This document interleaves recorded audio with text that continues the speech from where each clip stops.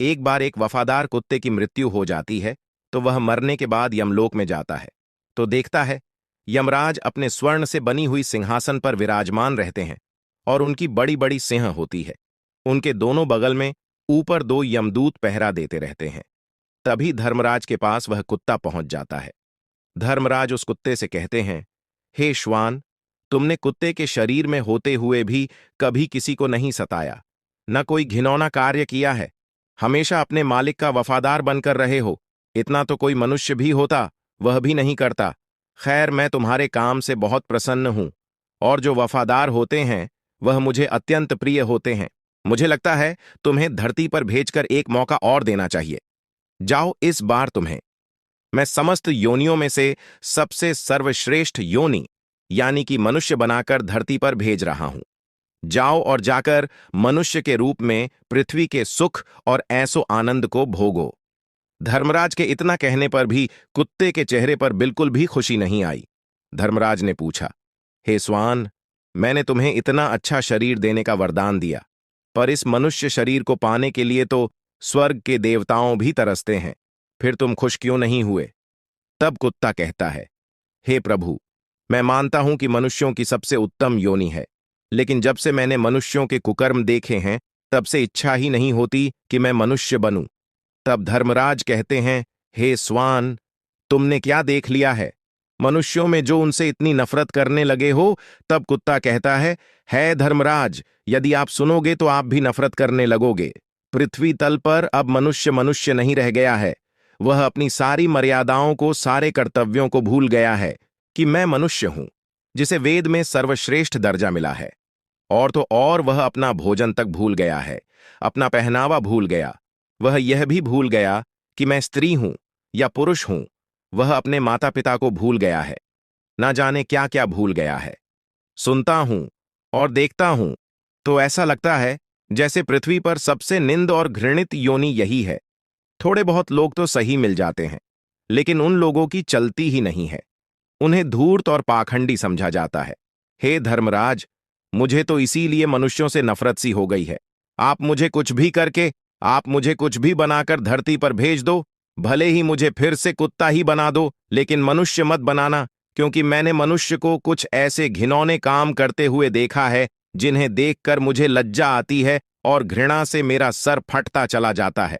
तब धर्मराज पूछते हैं, यदि यह सत्य है तो हम भी जानना चाहते हैं कि तुमने मनुष्य को ऐसे कौन से काम करते देख लिया है जो बहुत ही गंदे हैं, जिसकी वजह से तुम्हें मनुष्य योनि से इतनी नफरत है। तब कुत्ता कहता है, हे धर्मराज, यदि आप जानना चाहते हैं तो सुनिए। मैं अपनी आंखों देखी घटनाएं तुम्हें सुनाता हूं। पहली घटना यह है कि मनुष्य की नीयत खराब बहुत जल्दी हो जाती है। वह कभी अपने धर्म पर स्थिर नहीं रह पाता है। कभी कोई अच्छी वस्तु दिखाई दी, कभी कोई सुंदर स्त्री दिख गई, कभी कहीं कुछ धन माया दिख गई, तो फौरन उसकी नीयत खराब हो जाती है। इस संबंध में मैं तुम्हें एक एक कहानी सुनाता हूं। किसी नगर में एक सेठ के घर में एक बहुत ही सुंदर सी कन्या का जन्म हुआ। वह कन्या जब धीरे धीरे करके थोड़ा सा बड़ी हुई तो बड़ी ही रूपवती और गुणवान निकली। धीरे धीरे जब वह और बड़ी होने लगी तो उसका रूप और यवन में और भी निखार आने लगा। धीरे धीरे कन्या युवा अवस्था को प्राप्त हुई। तब एक दिन सेठ के मन में विचार आता है कि मैं अपनी बेटी का विवाह करूं, और विवाह किसी राजा महाराजा से करना चाहिए। मित्रों, ऐसा विचार करके वह सेठ नगर से बाहर जाता है, जहां एक बाबा रहते थे। सेठ उस बाबा के पास जाता है और वह अपने मन की इच्छा बाबा से कहता है कि हे बाबा, हम अपनी रूपवती कन्या का विवाह किसी राजकुमार के साथ करना चाहते हैं। जरा अपने तपोबल से देखकर बताओ कि हमारी बेटी का विवाह किसके साथ होगा। तब वह बाबा कहता है, देखिए सेठ जी, हम आपकी बेटी का भाग्य उसे देखकर ही बता पाएंगे। या तो आप अपनी कन्या को यहां बुला लाइए, या फिर हम आपके घर चलते हैं। फिर वह सेठ कहता है, हाँ बाबा, आप हमारे घर पधारिए। आपके चरण हमारे घर में पड़ जाएंगे तो घर भी पवित्र हो जाएगा, और हमारी बेटी का भाग्य देखकर जरूर बताए। मित्रों, अगले दिन सुबह सुबह वह बाबा उस सेठ के घर जाते हैं। तब वह सेठ उस बाबा को अपने घर में बुलाता है। थोड़ा सा जलपान करने के बाद उसे अपने घर के बाहर एक पीपल के पेड़ के पास में एक चादर बिछाकर उसी पर बिठा देता है। फिर वह बाबा कहता है, हे सेठ जी, आप शीघ्र ही अपनी पुत्री को बुलाओ, जिसका तुम्हें भाग्य दिखाना है। अब तो वह सेठ अपनी पुत्री को आवाज देता है तो उसकी पुत्री घर से बाहर धीरे धीरे करके आती है। मित्रों, उसकी पुत्री इतनी सुंदर थी कि जब उस बाबा की उसकी पुत्री पर नजर गई तो वह बाबा ही उस पर आकर्षित हो गया। मुनि बाबा का मन सेठ की कन्या पर मचल गया और वह सोचने लगा, ऐसी कन्या यदि मुझे मिल जाए तो मेरे भाग्य खुल जाए। अब कोई ऐसा जतन करूं जिससे यह लड़की मुझे मिल जाए। यही सोच करके वो मुनि बाबा एकदम से रोने लगता है। मुनि बाबा को रोता हुआ देखकर सेठ में पूछा, बाबा, आप तो कभी बोलते भी नहीं थे, आपके रोने का क्या कारण है? तब वह बाबा सेठ को एकांत में ले जाकर समझाता है कि तुम्हारी कन्या की मस्तक रेखाओं को देखकर हमें रोना आ रहा है, क्योंकि इन रेखाओं का यह फल है कि यह कन्या तुम्हारे कुल का नाश कर देगी और जिस घर में जाएगी उस घर को भी ले डूबेगी। मुनि बाबा की बात सुनकर सेठ घबरा जाता है, पूछने लगा, बाबा, क्या इसका कोई उपाय नहीं है जिससे कि हमारा कुल नष्ट होने से बच जाए? तब मुनि बाबा कहता है, इसका एक ही उपाय है, तुम अपनी कन्या को एक संदूक में बंद करके उस पर एक दिया जलाकर रख दो और संध्या काल के समय उसे नदी में बहा दो, तब तो तुम बच जाओगे, वरना थोड़े ही दिनों में तुम्हारा घर नष्ट हो जाएगा। मित्रों, ऐसी बात बताकर मुनि बाबा तो अपने ठिकाने की ओर चला जाता है। उधर उस सेठ ने मुनि बाबा ने जैसा बताया था वैसा ही किया। अपनी कन्या को एक बड़े से संदूक में बंद कर दिया और उसके ऊपर एक दिया जलाकर रख दिया। जैसे ही शाम का समय होता है वह उसे नदी में प्रवाहित कर देता है। वह संदूक बहता हुआ नदी में चला जा रहा था। मित्रों, आपको बता दें कि मुनि बाबा ने ऐसा क्यों करवाया था। उसने सोचा कि जैसे ही सेठ अपनी कन्या को संदूक में बंद करके नदी में बहाए, वैसे ही कुछ दूर आगे जाकर मैं उस संदूक को निकाल लूंगा और उस लड़की को मैं अपनी स्त्री बना लूंगा। यही सोचकर मुनि बाबा ने अपने 4 चेले नदी के किनारे बैठा दिए और कहा कि आज की रात इस नदी में बहता हुआ एक संदूक आएगा, तुम चुपचाप उस संदूक को निकालकर मेरे पास ले आना। चेलाओं ने कहा, ठीक है गुरुजी। अब तो साधु के चेले जाकर नदी के किनारे बैठ गए। उधर क्या होता है, वह संदूक जैसे ही नदी में छोड़ा जाता है, कुछ दूर आगे तक पहुंच जाता है। कुछ दूर आगे नदी के किनारे इस राज्य के राजा का पुत्र शिकार खेलने के लिए घोड़े पर सवार होकर उसी नदी के किनारे से जा रहा था। तभी उस राजकुमार के घोड़े को बहुत जोरों से प्यास लगी थी। जब उसका घोड़ा जोर से हिनहिनाया, तब वह राजकुमार समझ गया कि हमारा घोड़ा बहुत ही प्यासा है। फिर वह अपने घोड़े को उस नदी के पास में ले गया तो अचानक उसकी नजर उस संदूक पर पहुंच जाती है। राजकुमार ने झटपट अपने सिपाहियों से कहकर उस संदूक को बाहर निकलवाया। राजकुमार ने संदूक खोलकर देखा तो उसमें एक बहुत सुंदर अप्सरा सी राजकुमारी लेटी हुई थी। राजकुमार उसे देखते ही उस पर लट्टू हो गया। राजकुमार ने उसे तभी अपनी पत्नी बना लिया और उस संदूक में जंगली सूअर पकड़कर बंद कर दिया और उसके ऊपर दीपक जलाकर रख दिया। फिर उस संदूक को फिर से उसी नदी में प्रवाहित कर दिया। संदूक बहता हुआ आगे के लिए चला गया। अब आगे तो महात्मा जी के चेले नदी किनारे घात लगाए बैठे ही थे कि जैसे ही संदूक आएगा हम निकाल लेंगे। तभी उन्होंने देखा कि एक संदूक बहता हुआ आ रहा था। जब उन्होंने संदूक को देखा तो झटपट करके संदूक बाहर निकाला और अपने गुरु के पास ले आए। गुरु को पता ही था कि संदूक में सेठ की सुंदर कन्या बंद है, इसलिए उसने संदूक को कमरे के अंदर रखवा दिया और चेलाओं से कहकर बाहर से कुंडी लगवा दी और कहा, सुनो, इस कमरे से चाहे कितना ही शोर आए, चाहे मैं दरवाजा खोलने के लिए कहूं, चाहे कोई और, लेकिन तुम बाहर से कुंडी मत खोलना। उनके चेलाओं ने कहा, जो आज्ञा गुरुदेव। इस प्रकार वह मुनि बाबा संदूक के साथ कमरे में बंद हो जाता है और जैसे ही उसने संदूक खोलकर सेठ की कन्या को देखना चाहा तो मित्रों, उस संदूक से एक खूंखार जंगली सुअर निकलता है और उस मुनि बाबा को अपनी सूंड से मारना शुरू करता है। बाबा जी बहुत चिल्ला रहे थी कि दरवाजा खोल दो, मगर किसी भी चेले ने दरवाजा नहीं खोला। आखिरकार सुअर ने बाबा जी को मार कर ही छोड़ा।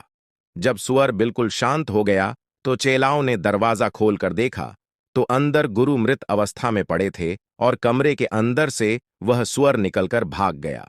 उनका पूरा शरीर लहूलुहान था। मुनि बाबा को अपने कुकर्म की सजा मिल चुकी थी। सेठ ने कितना भरोसा करके उस बाबा से पूछा था, लेकिन उसने सेठ के साथ कितना बुरा किया। फिर मित्रों, फिर आगे वह कुत्ता कहता है, हे धर्मराज, इसीलिए मेरी इच्छाएं मानव शरीर की बिल्कुल नहीं है।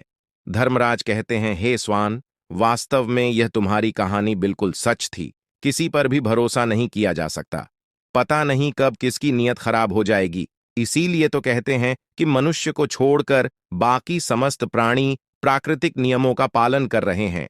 केवल मनुष्य ही बदलता जा रहा है, और इतना बदल गया है कि बदलते बदलते पशु बन गया है। कोई किसी पर विश्वास करने के लायक ही नहीं रहा है। आज का जमाना यह आ गया है कि किसी विश्वासी का भी विश्वास नहीं किया जा सकता। फिर आगे वह कुत्ता कहता है, हे धर्मराज, अब मैं तुम्हें दूसरी घटना सुनाता हूं। ध्यान देकर सुनो। एक बार एक पंडित जी काशी में विद्या अध्ययन करने के लिए गए थे। उन्होंने 12 वर्ष तक पढ़ाई की। जब उन्होंने सब कुछ पढ़ लिया तो पढ़ने के बाद वे वापस अपने घर लौट आए और अपने पिताजी से कहा, पिताजी, मैं सब कुछ पढ़कर आ गया हूं। अब मुझे सब कुछ याद है। आप मुझसे कोई सा भी प्रश्न पूछ सकते हो। मैं उसका भली भांत ठीक ठीक उत्तर दूंगा। पंडित जी के पिताजी जी कहने लगे, ठीक है बेटा, जब तुम सब कुछ पढ़कर आए हो तो तुम मेरे एक छोटे से प्रश्न का उत्तर दे दो। पंडित जी कहने लगे, ठीक है पिताजी, पूछिए। पिता ने पूछा कि मुझे सिर्फ इतना बता दो कि पाप के बाप का क्या नाम होता है। फिर पंडित जी ने सोचा कि पाप का बाप यह तो मैंने कभी पढ़ा ही नहीं है। जो किताबें मैंने पढ़ी उसमें यह विषय तो था ही नहीं। फिर तो पंडित जी रात भर किताबें पलटते रहे, परंतु पाप के बाप का नाम नहीं मिला।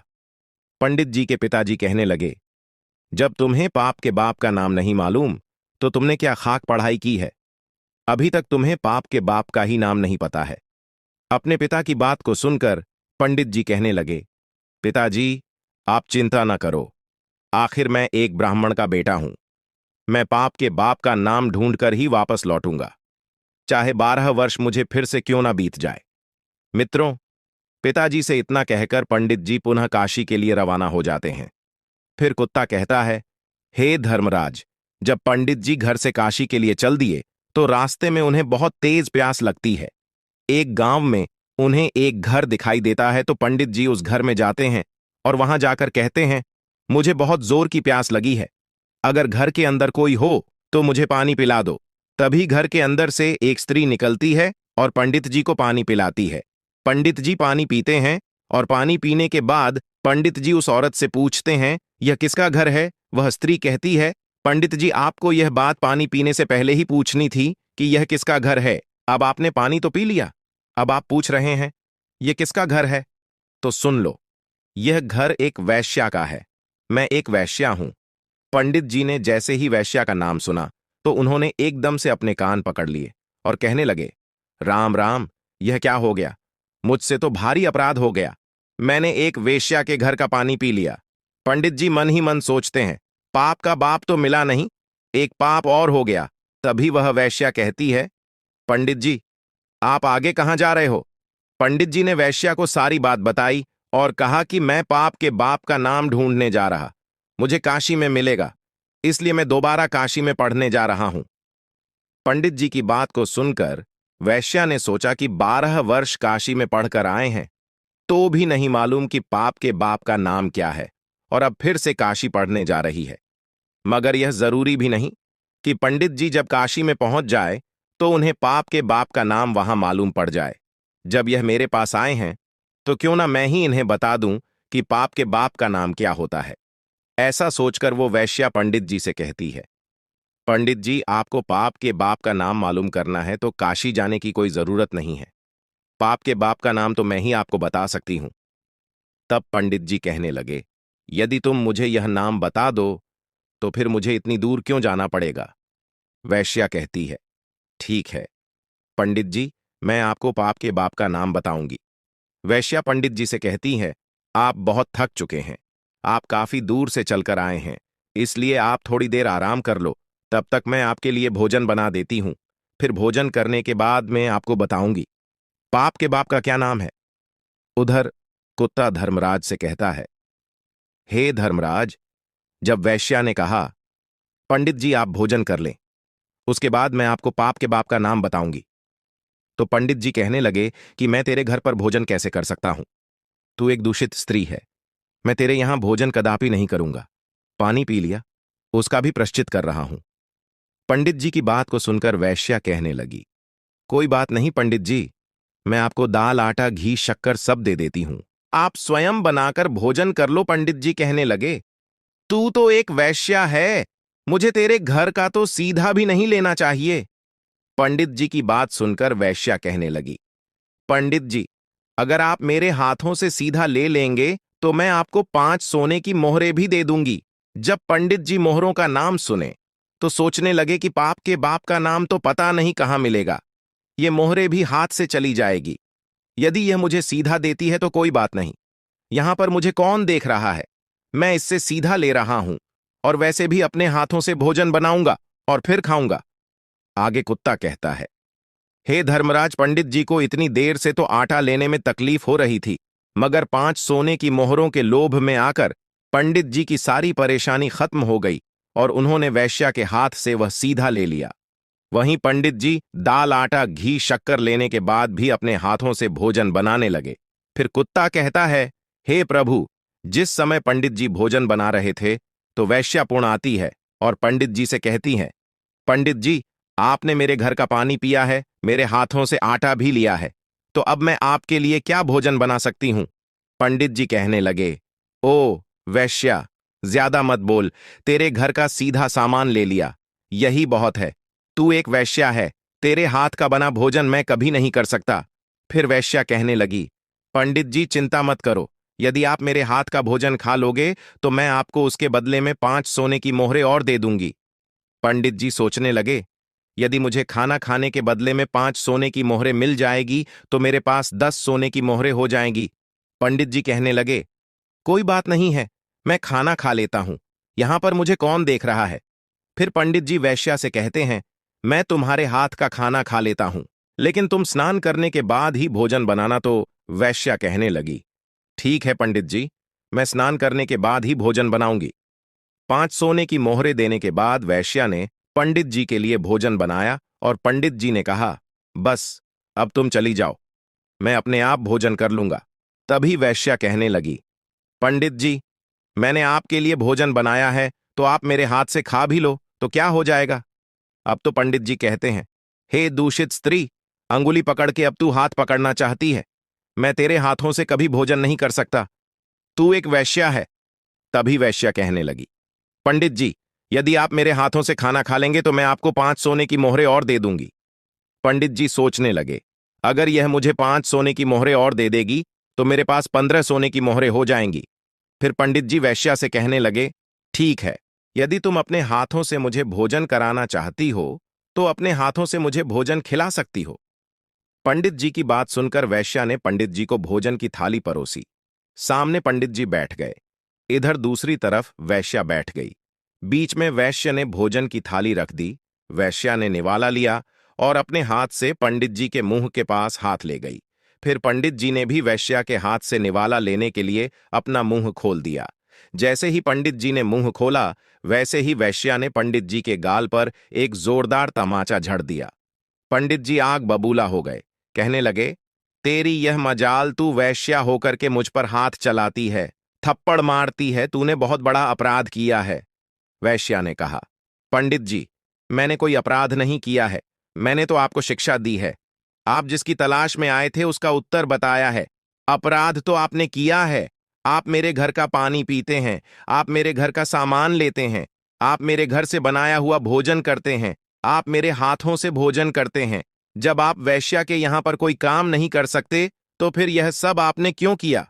पंडित जी कहने लगे, तेरे भाव और प्रेम के कारण। तो वैश्या कहने लगी, प्रेम के कारण नहीं, यूं कहिए कि लोभ के कारण आपको 15 सोने की मोहरें दिखाई दे रही थीं, इसलिए आप मेरे घर का खाना खाने को तैयार हो गए, मेरे हाथ से भी खाने को तैयार हो गए। यही तो पाप का बाप है, लोभ लोभ दिखता गया और आप वो सब करते गए जिसे करना आप पाप समझते थे।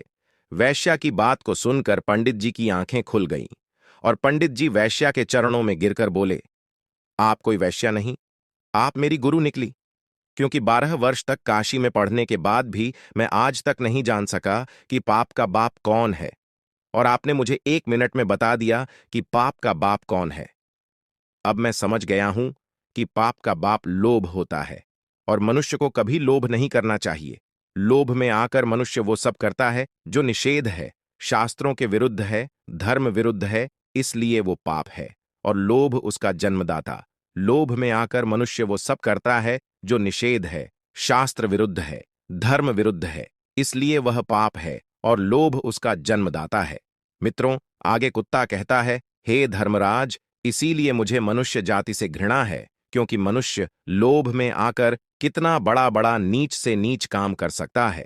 मैं आपको आगे बताता हूं कि मनुष्य भरोसे के काबिल भी नहीं होता है। वह अपने स्वार्थ के लिए अपने का ही खून कर देता है। धर्मराज पूछते हैं, वह कैसे? तो कुत्ता कहता है, हे धर्मराज, मैं आपको एक कहानी और सुनाता हूं। एक बार की बात है, एक शहर में एक बहुत ही धनवान सुनार रहता था। उसके पास में मेरे ही जैसा एक वफादार पालतू कुत्ता था। अचानक वह धनी सुनार बहुत ही गरीब हो गया और उसे अपने कुत्ते को छोड़ना पड़ गया। उसने अपने एक साथी व्यापारी से अपने कुत्ते को गिरवी रखकर 5,000 का कर्जा ले लिया और उसने एक नया काम शुरू किया। उसने अपने व्यापारी से कहा कि जब तक मैं आपके 5,000 कर्जे को ना चुका दूं, तब तक मेरा वफादार कुत्ता आपके पास गिरवी रहेगा और जिस दिन मैं आपके 5,000 चुका दूंगा, मैं अपने कुत्ते को ले जाऊंगा। ऐसा कहकर वो व्यापारी वहां से चला जाता है। कुछ समय के बाद उस व्यापारी की दुकान में चोरी हो जाती है और चोर उसका सारा सामान चुरा कर ले गए। मुश्किल से थोड़ा सा सामान ही दुकान में बचा था। वफादार कुत्ते को पता चला कि चोर चोरी कर रहे हैं, तो वह कुत्ता चोरों का पीछा करता हुआ उनके पीछे चला गया और उसने वह जगह देख ली जहां चोरों ने धन छुपाया था। वह जगह देखने के बाद में वह वफादार कुत्ता दुकान पर वापस आ जाता है। सुबह जब व्यापारी सोकर उठा और अपनी दुकान खाली देखी तो वह एकदम से रो पड़ा। साथ में उसके घर वाले भी रोने लगे। मोहल्ला पड़ोस के लोग भी इकट्ठे हो गए। व्यापारी तो बिल्कुल पागल सा हो गया था, क्योंकि उसकी दुकान का सारा सामान चोरी हो चुका था। लेकिन उधर वह कुत्ता बार बार मालिक का और पैजामा खींचता हुआ घर के दरवाजे की तरफ भाग रहा था, जैसे कि वह उसको घर से बाहर ले जाना चाहता हो। आखिर उसके एक दोस्त ने उसको सलाह दी कि लगता है यह कुत्ता चुराई हुई चीज के बारे में कुछ जानता है, इसीलिए आपको बार बार पकड़कर खींच रहा है। हमें कुत्ते के पीछे चलना चाहिए। ऐसा सोचकर व्यापारी उस कुत्ते के पीछे पीछे चला जाता है। कुत्ता उस व्यापारी को उसी स्थान पर ले जाता है जहां पर चोरों ने उसका धन छुपाया था। उस जगह जाने पर कुत्ते ने जमीन खोदने शुरू की और भौंकना शुरू किया।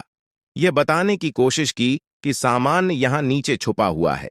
व्यापारी और उसके मित्रों ने, गांव वालों ने मिलकर जमीन खोदी तो देखा कि उसका सारा सामान जमीन में छुपा हुआ है। उसमें कोई चीज खोई हुई नहीं थी। सब सामान वैसा का वैसा ही मिल गया। व्यापारी अपना सब सामान पाकर बहुत खुश होता है और घर आकर उसने कुत्ते के मुंह में कुछ लिख करके एक कागज पकड़ा दिया और उसको उसके पुराने मालिक के पास भेज दिया।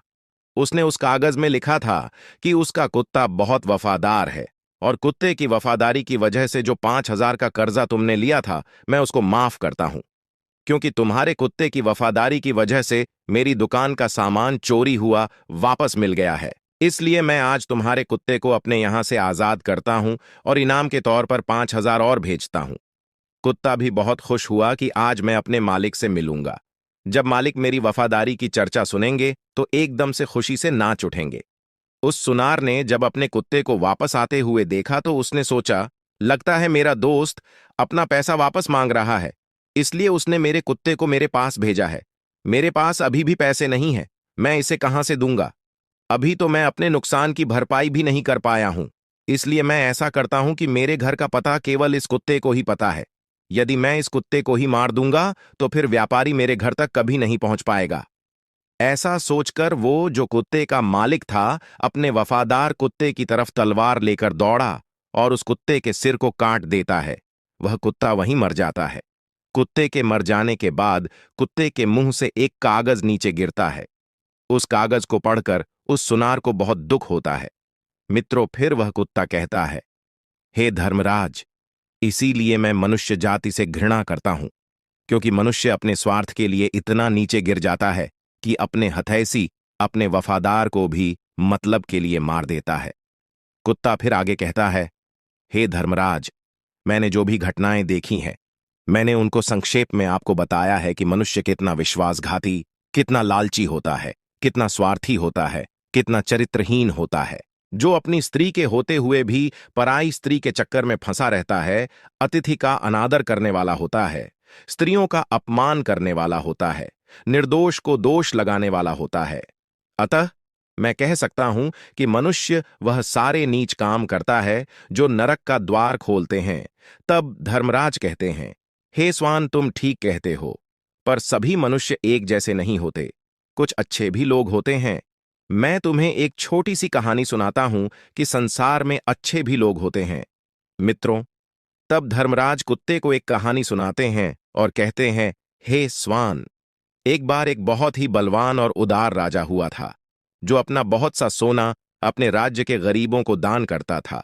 वो राजा सुबह जल्दी उठकर अपने महल के बाहर खड़े गरीबों को सोना बांटता था, ताकि वे खाना और कपड़ा खरीद सके। एक रात एक किसान राजा के महल के पास आया और दीवार से चिपक कर छुप कर बैठ गया। उस किसान ने सोचा कि वह रात भर महल के दरवाजे के पास रहेगा और फिर सुबह राजा से सोना पाने के लिए लाइन में लग जाएगा, क्योंकि किसान ने सोचा अगर वह सबसे पहले लाइन में आगे लगेगा तो राजा उसे सबसे ज्यादा सोना देंगे, फिर उसकी गरीबी मिट जाएगी। लेकिन जब राजा के महल के बाहर एक सिपाही ने उस किसान को रात्रि में महल के दरवाजे के पास छुपा देखा, तो सिपाही ने सोचा कि यह कोई चोर है जो राजा के महल में रात को चोरी करने आया है, और ऐसा सोचकर उस सिपाही ने उस किसान को पकड़ लिया और उसे महल के नीचे कैद खाने में बंद कर दिया। अगला दिन होता है। पिछली रात का किस्सा सुनकर उस राजा ने जाकर कैद खाने में उस बंद किसान से बात की। राजा ने उस अंधेरे कैद खाने में प्रवेश किया और फिर उन्होंने उस किसान से पूछा, तुम मेरे महल में चोरी करने क्यों आए थे, जबकि मैं तुम सबको खुद ही भोजन और कपड़े खरीदने के सोना बांट देता हूं? क्या तुम्हें यह पता नहीं है कि मैं तुम लोगों यह सब खुशी से दान कर देता हूं? राजा की बात को सुनकर वह गरीब किसान कहता है, हे महाराज, मैं कोई चोर नहीं हूं। मैं सिर्फ एक किसान हूं जो बुरे समय से गुजर रहा हूं और मुझे मदद की जरूरत है। मैं एक जमाने में अच्छा किसान था और अच्छा व्यापारी था, जो बहुत दान पुण्य करता था, लेकिन फिर अकाल पड़ गया। चोरों ने मेरे मवेशियों को चुरा लिया। किसान आगे कहता है, महाराज, मैं आपके महल में चोरी करने नहीं आया था। मैं रात में इसलिए आया था कि किसी तरह सुबह सबसे पहले मैं लाइन में लग जाऊंगा और जब आप सोना बांटेंगे तो सबसे पहले मुझे मिल जाएगा। महाराज, मैं जो भी कह रहा हूं सच कह रहा हूं मित्रों। उस किसान की बातें राजा के दिल को छू गई। राजा ने अपने सिपाहियों को उस किसान को मुक्त करने का आदेश दिया। फिर उसने उस किसान को 10 सोने के सिक्के दिए, जिससे वह अपनी जिंदगी अच्छे से बिता सके। किसान ने राजा को धन्यवाद किया और अपना सोना लेकर महल से निकल गया। लेकिन अगले दिन किसान अपने 10 सोने के सिक्कों से संतुष्ट नहीं था और हर रात को महल के दरवाजे के पास आकर वह सुबह होने का इंतजार करता था। हर सुबह राजा आता था और उसे 10 सोने के सिक्के प्रदान करता था। इस प्रकार 10-10 सोने के सिक्के कई दिनों तक प्राप्त करता रहा।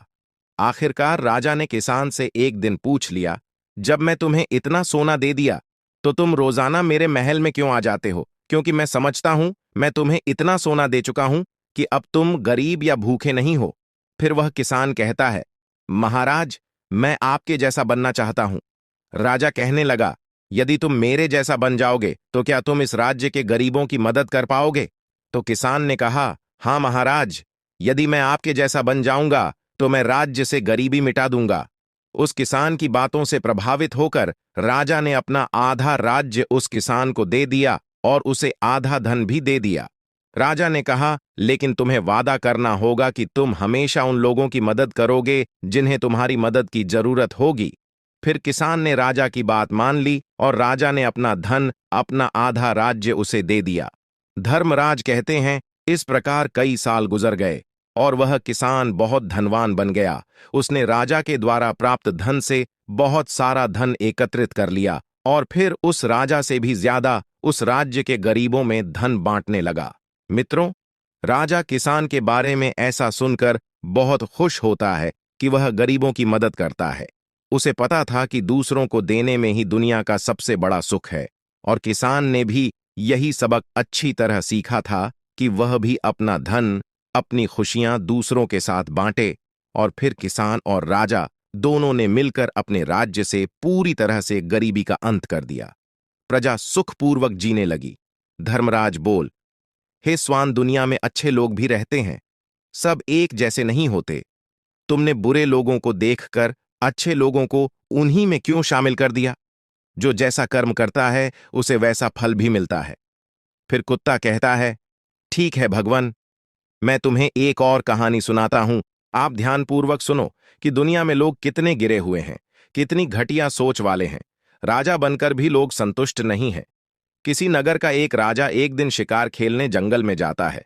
शाम को जब घर की तरफ लौट रहा था तो उसे बहुत तेज प्यास लग रही थी। पास में ही एक किसान अपने खेत पर काम कर रहा था। राजा ने किसान से कहा, मुझे पानी पिला दो। किसान के पास पानी तो नहीं था, पर उसके खेत में तरबूज की फसल खड़ी थी। उसने एक बड़े से तरबूज को काटकर राजा को दिया।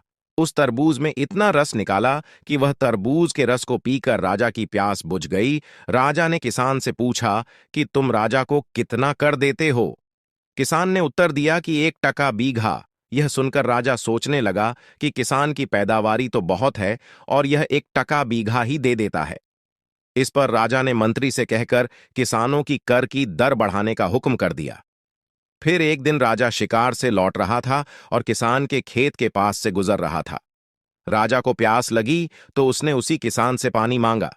तब किसान ने एक बड़े से तरबूज को काटकर राजा के आगे रख दिया। लेकिन मित्रों, हैरानी की बात यह थी कि उस दिन तरबूज में इतना भी रस नहीं निकला कि राजा तृप्त हो जाता। राजा ने दूसरा तरबूज कटवाया, उसमें भी रस नहीं था। इसी तरह 4-5 तरबूज कटवाने के बाद भी राजा की प्यास नहीं बुझी। यह देखकर राजा बड़ा हैरान था कि उस दिन तो एक तरबूज ने हमारी और हमारे घोड़े की प्यास बुझा दी थी और आज 4-5 तरबूज को काटने से भी प्यास नहीं बुझी। उसने इस बात का जिक्र मंत्री से किया। मंत्री ने कहा, महाराज, तरबूज का रस इसलिए सूख गया क्योंकि आपने तरबूज के रस को देखकर किसानों की कर की दर बढ़ाई थी, यानी आपकी नीयत खराब हो गई। यदि आप किसी के बारे में गलत सोचेंगे तो निश्चित रूप से सामने वाला भी आपके प्रति अच्छा नहीं सोचेगा। राजा के मन में जैसे ही जुर्म आया वैसे ही पृथ्वी अपने रस को छुपा ली। इसलिए मित्रों, ईमानदारी से खाना चाहिए और ईमानदारी से रहना चाहिए। बुरी सोच सामने वाले को भी बुरा बनने के लिए विवश कर देती है। यही प्रकृति का नियम है। कुत्ता कहता है, इसलिए प्रभु, मैं मनुष्य नहीं बनना चाहता, मुझे आप और कुछ बना दो, परंतु मुझे मनुष्य की योनि में जन्म मत दो। मित्रों, कुत्ते की बात सुनकर धर्मराज बहुत प्रसन्न होते हैं और उसे वरदान देते हैं कि जाओ, हम तुम्हें दिव्य रूप दे रहे हैं। देवता बनकर के तुम स्वर्ग के सारे सुख भोग सकते हो। मित्रों, इस तरह से देवता बनकर के वह कुत्ता स्वर्ग में चला जाता है। मित्रों, अगर ये कहानी आप लोगों को पसंद आई हो तो कमेंट बॉक्स में हर हर महादेव लिख करके, वीडियो को लाइक करके, चैनल को सब्सक्राइब करके बेल आइकन ऑल पर प्रेस कर लीजिए, जिससे आप सभी लोगों को प्राचीन कथाएं और कहानियां सबसे पहले प्राप्त हो सके। मित्रों, वीडियो को पूरा देखने के लिए आप सभी लोगों का धन्यवाद।